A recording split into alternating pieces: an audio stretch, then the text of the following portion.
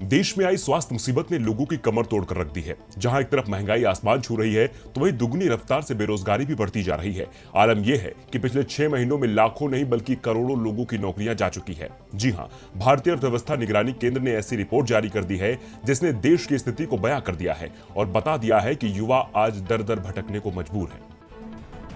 आज देश में वो दौर भी शुरू हो गया है जहां पढ़े लिखे लोग भी बेरोजगार हो गए हैं। MBA, CA से ग्रेजुएशन और पोस्ट ग्रेजुएशन करने वाले युवा हाथों में अपनी डिग्रियां लेकर घूम रहे हैं और कह रहे हैं कि कहीं जगह हो तो बताइए, कहीं नौकरी हो तो दिलाइए, लेकिन कहीं कुछ भी नहीं है सिवाय हताशा के, कहीं कुछ नहीं है सिवाय निराशा के। लोग लगातार बेरोजगार होते जा रहे हैं जिसके आंकड़े सामने आ रहे हैं। जी हाँ, आंकड़े बताते हैं कि अप्रैल से जुलाई के दौरान 2,67,00,000 लोगों को नौकरी से हाथ धोना पड़ा है। दरअसल भारतीय अर्थव्यवस्था निगरानी केंद्र यानी CMIE ने अपनी एक रिपोर्ट में दावा किया है कि अप्रैल में 1,77,00,000 वेतनभोगियों की नौकरियां चली गई। इसके बाद मई में 1 लाख लोगों की नौकरी गई। इसी तरह जून में 39 लाख लोगों की नौकरियां गई और जुलाई में एक बार फिर 50 लाख लोगों को नौकरियों से हाथ धोना पड़ा। CMIE ने बताया कि वेतनभोगी नौकरियां आसानी से नहीं छूटती हैं, मगर एक बार नौकरी छूट जाए तो दोबारा नौकरी पाना भी खासा मुश्किल होता है। इसलिए इतनी बड़ी संख्या में लोगों की नौकरी जाना चिंता की बात है।